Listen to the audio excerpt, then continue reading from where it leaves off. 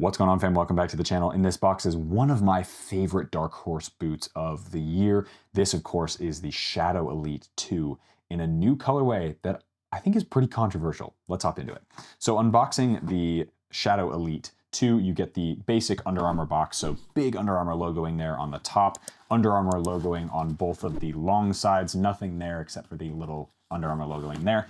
And then here we go. You can see the boots right here in a kind of a small picture, 9 US, UK 8, 42.5 in a Euro, and a 27 centimeters, or a Japan 27. These, of course, are the Under Armour Shadow Elite 2.0 in the orange and green, which is a very interesting colorway. They're not quite orange. They're more of like a pastel peachy, and I want to show you guys these right away. So here we go. There are the boots. So as I said, not really orange. They're more of like a pink, like a pastel pink colorway. Very interesting. I really don't think these are a great color scheme. The pastel is just not a pair of, like, it's just not a great color. The pink is fine. If you did an all pink with the black color, no problem at all. If you did this kind of green colorway, like a really kind of lime green, honestly, no problem at all. But the combination of these two just looks really awkward in my opinion, and it's just not right. However, these football boots are awesome. So let's talk about tech specs and all that stuff once I get these unboxed. Unfortunately, no string bag with the Under Armour boots, but that is okay. Set those down here. And here you go. So let's get the little cardboard dealio out of the boots, show you guys how soft this IntelliKnit upper is. Super nice. I've now reviewed a couple different colorways of the Under Armour Shadow Elite 2.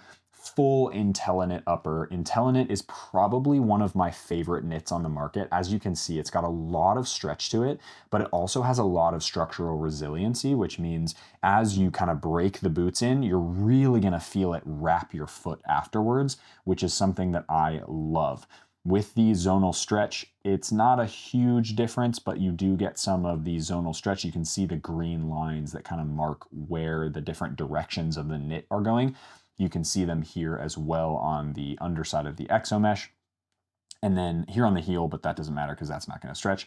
And then here on the midfoot as well. But IntelliKnit really is one of the highest quality and most robust feeling knits on the market, in my opinion. And they did a great execution of that in these particular pair of football boots.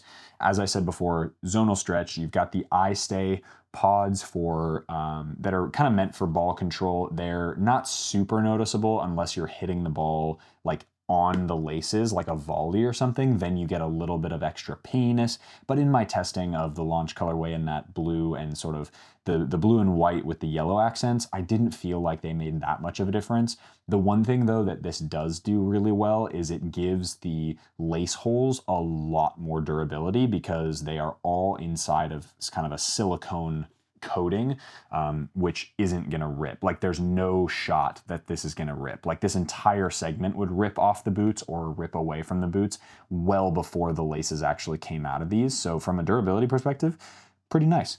The cool thing is this boot is meant as basically an agility boot. Under Armour is really trying to stay away, like in their marketing, they're really trying to stay away from this being a speed boot. It pretty much compares with the speed boot market, just because it's a little bit lighter than some of the other boots on the market that are in kind of the control category. And as opposed to directly trying to compete, they're like, we're going to create our own new category of agility, which does make sense in some respects because this boot is probably the most locked in feeling you can get. So if you're into like the most insane lockdown you can get from a football boot, this is better than everything else on the market, bar maybe the new F50 Elite. But even then, I would argue that these are even more locked in, particularly because it's a knit upper as opposed to the F50 being a synthetic upper, which is just not as like, it doesn't, you know, if there are like weird spots in and around your foot, a knit boot is going to kind of mold to that shape, whereas a synthetic boot really isn't. So you might have weird like nooks and crannies that are still kind of like gaps in the way that your foot works. Anyway, part of the reason that or the main reason why that is the case with these boots is these two big triangles of exomesh material, which were the complete covering of the previous generation, the Shadow Elite 1, which had exomesh on as like a second layer. These ones went way more minimalistic, and guess what? You get 98% of the lockdown of those boots, and it's just a little bit of exomesh here on the medial and the lateral sides. And that subtle change with this kind of waxy coating over the top of it creates an insane lockdown sensation. Yes, right here, it takes a little bit more time to break in for me and those people who have wider foot shapes, but the toe box area is really, really soft. So as you slip your foot in, you might get a little bit of squeezing here on the midfoot area, but here in the toe box area, it is absolutely fantastic. And then once you break them in, they are awesome. This is a boot that I really, really, really enjoy wearing for so many reasons. You do get some premium foam here on the heel area, which is lovely. As I've said in my 1 month review as well, this is one of the best heel areas on the market. It really does mimic some of the shape and contouring that the GX has. A little bit, I would say, more advanced than the GX in the heel area, but that is to the benefit of the wearer. I find that this heel area is super comfortable, and it really does a nice job of wrapping and fitting most heel shapes, which is great. The other thing that they have on this boot is a full carbon fiber outsole. Now, I know a lot of people have said, oh, doesn't have a ton of structure, stability. Well, maybe this pair, maybe they've like done micro changes, because this pair is like massively snappy. Like, whoa. Okay, here, hold on, actually. I'm super surprised by this. So, I do have the gold pair, which is the other ones, and these are basically brand new as well. So, I wonder if they've done something different to this, because this is a lot more snappy than that initial launch colorway. That is super impressive. I'm really excited to test these out, because these feel, and maybe they're no different, but in hand, this feels way more structurally stable through the midfoot and super snappy here through the forefoot area. That's super impressive. So, yes, some of the stud pattern, like the forefoot studs, no problem. Easy, easy. The heel studs, a little bit much. Maybe just conical studs, or maybe just like four, kind of twist these around and make them just kind of the normal stud pattern. The reason that they did do kind of the studs going this way, and especially here in the forefoot, is actually for deceleration, which is a huge thing in agility. When you're thinking about changing directions, you have to accelerate, obviously, but you also have to decel to change directions, because you would rip your body apart if you tried to accelerate through a corner or something like that, right? You have to decel, change directions, that's a whole thing. So in their studies, they found that the deceleration actually meant that you needed a little bit more of an aggressive tooling. That being said, in my 1 month review and playtest, I'm comfortable because I trust my body and I know my body really well, and I've played for a really long time, that I understand what a sole plate like this is going to feel like on AG. For the most part, for most players, this is basically an FG only stud pattern, because this kind of has injuries written all over it, unfortunately. You can totally go against what I've said, and you can buy these anyway, because they look, not this colorway, but maybe this one, or this one if you really like it. You could totally pick these up and wear them on AG, no problem. For a hybrid player, like who plays on both AG, FG, I would say you're probably fine. Like, you'll probably be fine. Just be careful on AG that it's like maybe a little bit more high quality AG surface, as opposed to like the really, really rough stuff. But otherwise, for the most part, I would say stick to FG with these. But overall, as a package, I love what the Shadow 2 has to offer. This silo in particular from Under Armour is really going in a cool direction compared to what the first generation was. And they're really taking on feedback from people like me and people, you know, in their player unit who are wearing these at the pro game. And they're really taking that feedback and they're saying like, okay, how can we implement this in a really cool way with some of the amazing technology that they've developed as well with the sole plate and the IntelliKnit, and using some of the technology from their other shoes, like in the lifestyle performance footwear kind of segments, that they can integrate into the football boot market. So without further ado, guys, let's get these on feet and see if they look better on feet than they do in hand. But then, of course, talk all about how much I really enjoy wearing a boot like this, and because of just like, oh, it performs so well, and it's so locked in. So without further ado, let's hop into it. All right, fam, out here in the backyard with this kind of wild looking, almost like watermelon vibe, pastel peachy Shadow 2. This is a boot that I really enjoy wearing. So I don't know if I'm gonna keep this particular colorway, but these are sick. And this is a pair of football boots that I think more people need to jump into because they are really comfortable. Now, here you go. That's what they look like. Awesome carbon fiber sole plate. As I said before, this particular colorway feels a lot more sturdy and snappy than other colorways. I don't know if that's just me, whether they're brand new. I'm not sure what's going on there, but let's get these on feet and I'll show you guys why these are some of my favorite boots on the market right now, even though they're kind of a dark horse and not a lot of people wear them. This is a pair of football boots that fits very well in the toe box area, very snug when you first get it on through the midfoot.